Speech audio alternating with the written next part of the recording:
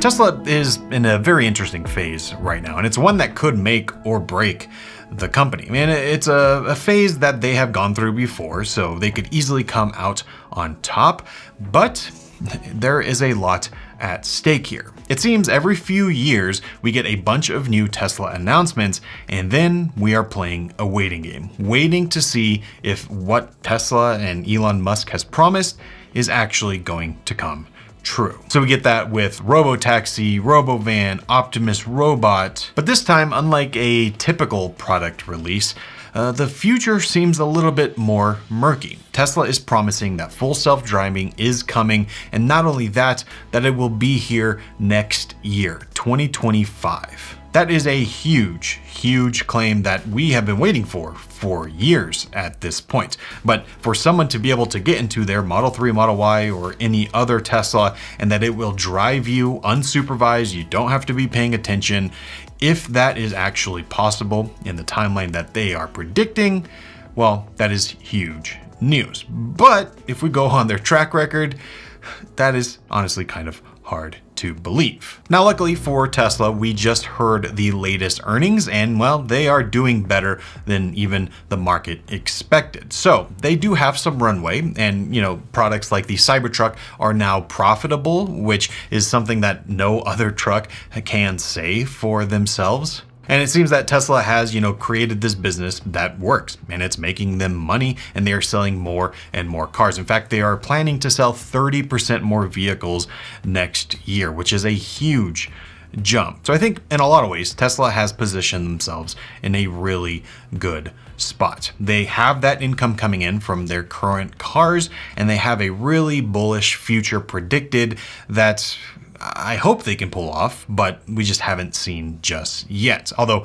they are clearly the closest to doing it. And in order to bring that future to fruition, I think it's important to remember what brings in the money, and that is Tesla Model Y. The Model Y is now rumored to be coming very soon, and this Juniper model is going to have a ton of excellent updates, and it kind of points to the future of a lot of areas for Tesla. But now that we are getting even closer to 2025, we are seeing them on the road, we are getting leaks and rumors of what is coming, and it seems like this car is going to be the car for Tesla. Okay, so what the Juniper Model Y is going to be, it's the similar trope that we've heard a million times, that it's going to essentially take all the updates that we've seen from the Model 3 Highland and bring that over to the Model Y.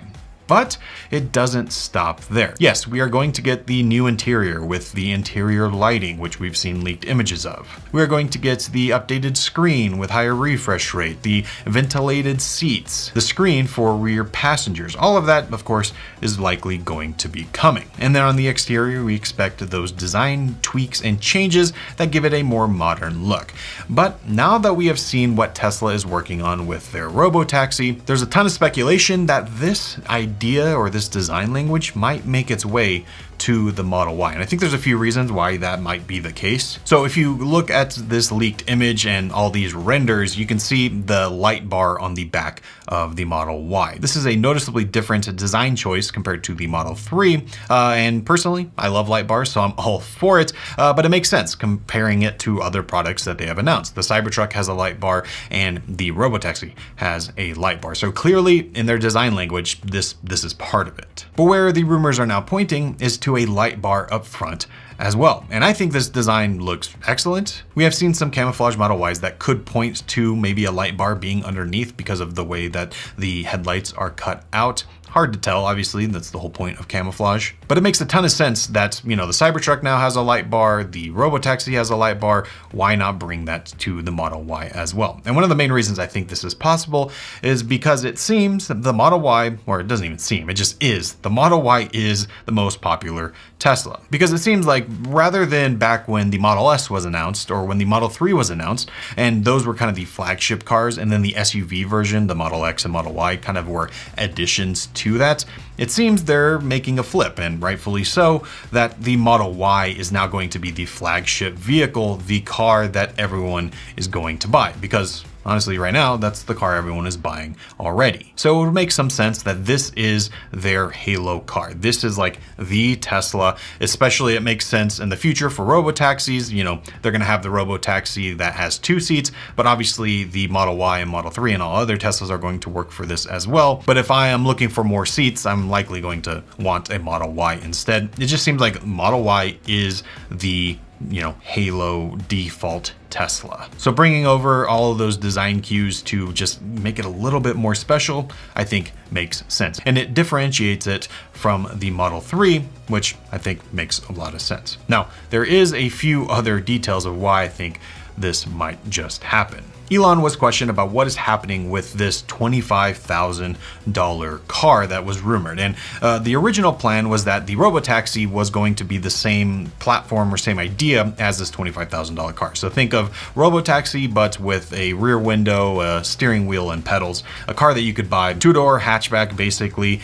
This was the original idea. But it seems like now that is not the case, at least for now. And really the reason behind that is because Tesla needs an affordable car right now rather than in 2026. They need it today. And so there are rumors and speculation about what this car is going to be. And I think it makes a lot of sense that it would be similar to what we see with a Model 3 in Mexico, where we have a version that is offered with cloth seats, no heated seats or ventilated seats. Just a very stripped down car that brings that price down. And it would make sense to see that come to the Model Y as well, but maybe it will be the current Model Y we have, and that's why the Model Y Juniper is going to be spiced up a bit, just so that that differentiation is even more clear. That way, people who want the, top of the line Model Y have the Juniper with all the new fancy features, but those that just want the cheapest car possible can hop in the, affordable Model Y. Whether they call it a Model Y or not is a different question, but it would allow Tesla to utilize the production line they currently have, use some of the parts they currently have. It would just be a cheaper way to